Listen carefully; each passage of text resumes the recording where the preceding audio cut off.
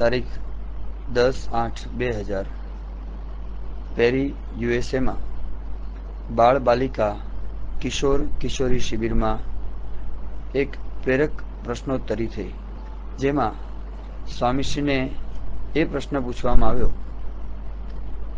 આ દેશોમાં ઇન્ટરનેટ ખૂબ જ સુલભ છે. આજે ઇન્ટરનેટ દ્વારા ઘણી વિકૃતિઓમાં યુવાનો ફસાય છે. તેમાં પણ ચેટિંગ દ્વારા થતો વાર્તાલાપ વધુ ખરાબ પુરવાર થાય છે. આ અંગે અમારે શું ધ્યાન રાખવું અને ઇન્ટરનેટ સર્ફિંગમાં અમારા કલાકોના કલાકો વ્યર્થ જાય છે એનો અમને ખ્યાલ છે. તો આવા સમયે અમારે સમય અંગે શું વિવેકભાન રાખવું? સ્વામીશ્રીએ આ પ્રશ્નોના ઉત્તરમાં આશીર્વાદ આપતા જણાવ્યું, અત્યારે વિજ્ઞાન બધું છે, એમાં આ બધા સાધનો આપણને સંપન્ન થયા છે, એટલે આ વસ્તુ કેમ વાપરવી એના ઉપર આપણી વાત છે.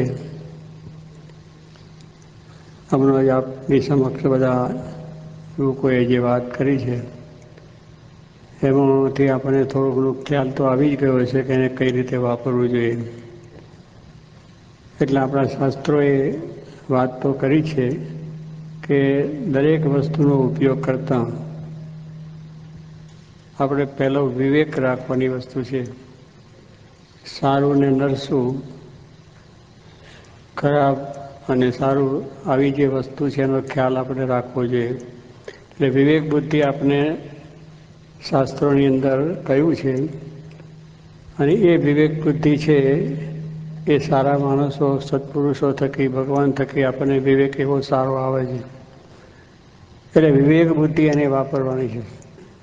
હવે આ જે વાત કરી ઇન્ટરનેટની, એ વસ્તુની અંદર સારું પણ છે અને ખરાબ પણ છે કે એમાંથી આપણે અભ્યાસનું કે કોઈ સારી બધી વસ્તુ, કોઈને ધંધાકીય હોય તો ધંધાકીય રીતે અભ્યાસની દ્રષ્ટિએ આપણે અત્યારે વિદ્યાર્થી છે એટલે આપણે બીજા બધી પણ જવા દઈએ, પણ અભ્યાસને માટે એની અંદર આપણને વધારે સારો લાભ મળે જો એની રીતે આપણે અભ્યાસ કરીએ તો. પણ એ અભ્યાસ કરતાં કરતાં એની અંદર રહેલું જે દુષ્સંગ છે પણ આપણને વળગી જાય છે. એમનો આપણે ભાઈએ વાત કરી એને જે પ્રસંગ આખો બની ગયો એના અનુભવની વાત કરી કે આવું થવા સંભવ 100% છે. કારણ કે વિવેક ચૂક્યા, આપણે વિવેક ચૂક્યા કે આપણે અભ્યાસ જ કરવો છે. અત્યારે આપણું જીવન, આપણી લાઈફની અંદર અભ્યાસ એ પ્રાધાન્ય વસ્તુ છે, મુખ્ય વસ્તુ છે. અત્યારે કોઈ પણ બીજો વિષય લેતા કરતાં કે આજે દુનિયામાં શું બીજું ચાલે છે, ત્રીજું શું ચાલે છે એ જાણવા કરતાં અભ્યાસ અને સત્સંગ બે વસ્તુ છે. આપણે કે આપણા સંસ્કારો એમાંથી આપણે વિવેક આવશે, આપણે ભગવાનમાં શ્રદ્ધા રાખવાથી વિવેક આવશે. તો એ એક વસ્તુ વધારે આપણે પ્રાધાન્ય થાય, સત્સંગ દળ થાય, ભગવાનમાં શ્રદ્ધા થાય, એનું જે વાંચન હોય એ થોડું કરીએ. અને બાકી આપણો અભ્યાસ જ છે કે જે લાઈનમાં આપણે જવું છે એની અંદર સંપૂર્ણ રીતે જ્ઞાન આપણને થાય, એમાં સંપૂર્ણ સફળતા મળે, ડિગ્રી મળે, એ ઉપર આપણે બધું ધ્યાન રાખવાનું છે. પણ આજે આપણી અંદર આની અંદરથી ઘણી જાતના દૂષણો આવી જાય છે. એનો ખ્યાલ બરાબર રાખવો જોઈએ કે ના એમાં શું હું જોઈશ, મને કંઈ વાંધો આવવાનો નથી. ભાઈએ સહેજે જ જોયું, એને કંઈની ઈચ્છા નથી પણ છતાં જોયું તો જોયું તેની અસર કેટલી થઈને એને દુઃખ થયું, આ ખોટું થયું. એટલે કેટલીક વખત આપણને એમ છે કે આ બધું ઠીક છે, મને તો કંઈ વાંધો આવવાનો નથી, હું તો બહુ મક્કમ છું, હું જોઈશ તો મને વાંધો નહીં આવે. એવી પણ આપણે એટલે કોન્શિયસ આપણને હોય છે કે મને કંઈ થાય એવું નથી. પણ આમાં ભલા ગબડી ગયા છે. આપણા કરતાં પણ જેનું કોન્શિયસ બહુ જ મજબૂત હતું, જે કોઈ દિવસ એમાંથી ફરે નહીં, એવા પણ આપણા સંપ્રદાયની અંદર અને આગળના ઋષિ મહાત્માઓના દાખલાઓ છે કે જેનું મન મજબૂત હતું. એ પણ જે એકલસંગી ઋષિની જે વાત છે આપણે કરીએ છીએ કે જેને સ્ત્રી ને પુરુષનું ભાન નહોતું, સ્ત્રી શું ને પુરુષ શું એવું એને જેને ભાન, બધાએ જોયે તો બધા માણસો જ દેખાય નહીં, પણ આ સ્ત્રી છે પુરુષ એવું ભાન નહોતું.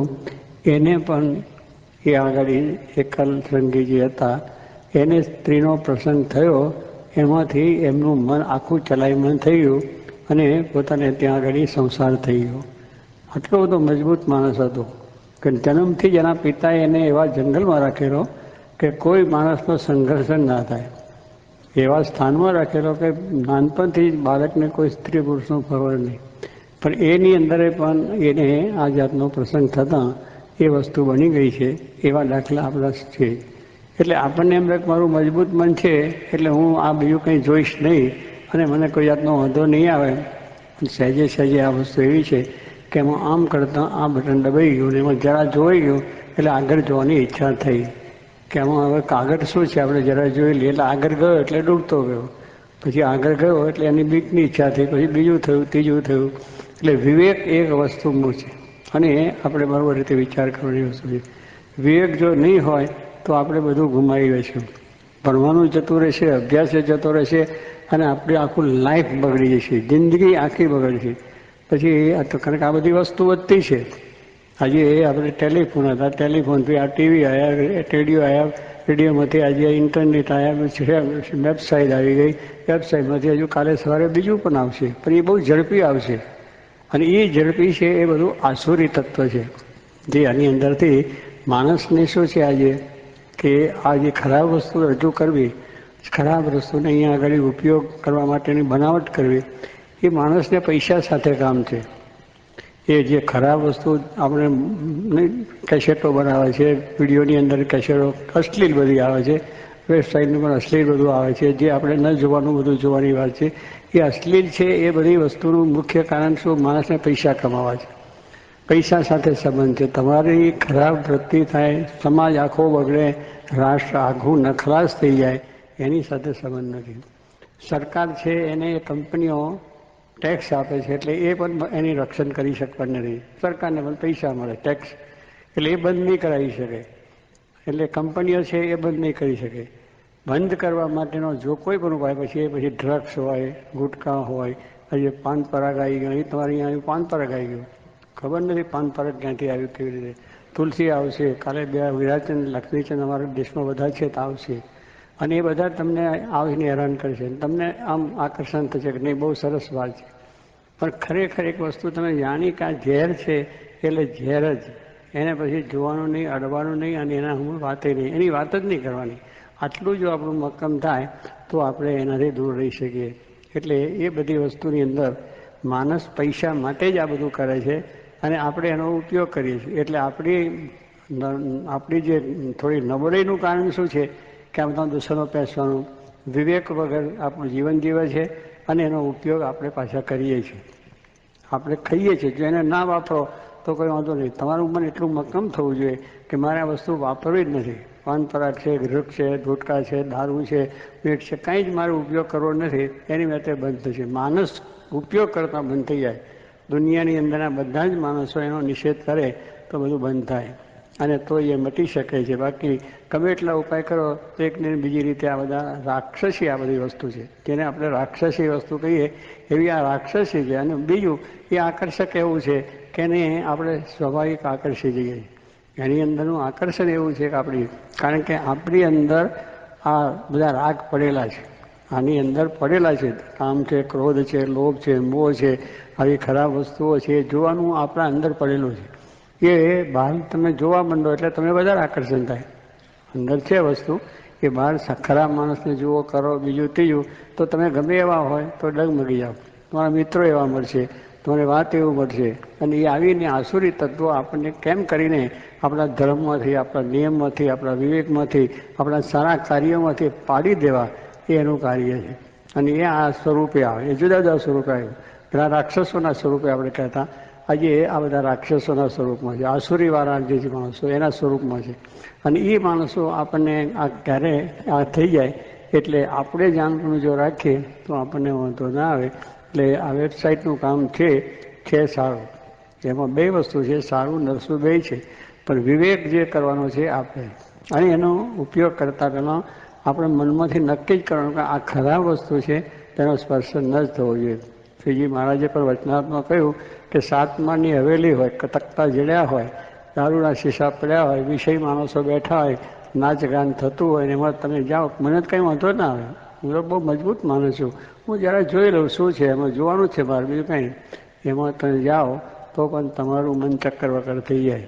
તમે બહુ મજબૂત હોય પણ ચક્કર હોય. જેમ એકલ સંગી ડગી ગયા એમ આપણે પણ ડગી જઈએ અને એની અંદર આપણે પણ શીશા પીતા થઈએ, નાચ ગાન થતા થઈએ, વેશ્યાના ગળામાં હાથ નાખતા થઈ જઈએ. એ હકીકત વસ્તુ છે, કારણ કે મોટા પુરુષનું વચન છે, આ ભગવાનનું વચન છે. એમને તો આખું જગત આમ દેખાય છે કે કેવું કેમ થાય છે, એમને જ આપણે વાત લગી. આ બધી શાસ્ત્રોમાં વાત છે, અનુભવની વાત છે. જે મારે ભાઈને અનુભવ થયો ને આપણને કહ્યું, હવે એને ખ્યાલ છે કે આ કેવી રીતે થયું, અનુભવ એને થયો. આપણે અનુભવ નથી એટલે કે એને તો થયો પણ મારે કેવું થાય, હું જોઈ તો લ્યો. હવે એ પડશું આપણે, એટલે આના ઉપરથી આપણે કરવાની વિચાર છે કે આ વસ્તુ ન જ જવું જોઈએ, ન જ થવું જોઈએ. એ આપણો વિવેક બરાબર સાચવો જોઈએ, અને વિવેક હશે તો કોઈ જાતનો વાંધો નહીં આવે. માટે આ વસ્તુને બરાબર રીતે મન પહેલું જીતવાનું છે. મન જીતવું એને જગત જીતવું. મન જીતવા માટે ઋષિમુનિઓએ બહુ તપશ્ચર્યા કરી છે, ઘણા જાતના પ્રયત્નો કર્યા છે. પણ ભગવાનનો આશરો દર હોય, સાચા પુરુષનો સમાગમ હોય તો મન જીતાય. મન જીતવા એ આપણે શહેરવાદ નહીં, એ એમની આજ્ઞામાં રહીએ, એમના આદેશમાં રહીએ. જોગી મહારાજે આપણે એટલા માટે કહ્યું છે કે બહારનું જોવું નહીં, નાટક સિનેમા જોવા નહીં, બહારનું ખાવું નહીં. આ બધી વસ્તુ શા માટે લખી છે? એમને આપણે સાક્ષાત પોતે ભગવાનના પુરુષ હતા, એટલે એમને ખબર હતું કે આ બધી વસ્તુ ખરાબ છે, એટલે આપણે એમને વાત કરી. એમને અનુભવ એમનો ગપ નથી માર્યો. અને આજે તમે જુઓ છો કે આપણી સમક્ષ એ તો બધી વાતો છે. આ છોકરાને જ અનુભવ થયો અને એને પોતાને આ દુઃખ થયું. એનું કારણ છે કે એ અનુભવની વાત કરી ગયા છે, એ સાચી છે એટલો વિશ્વાસ રાખવો જોઈએ. પછી એનો અનુભવ ન કરવો જોઈએ.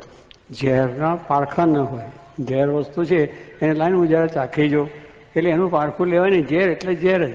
એટલે લાવું હું જરા જોઈ લઉં, મને કંઈ વાંધો નહીં આવે. એને તો આવ્યો પણ હું તો મજબૂત છું, મને નહીં આવે.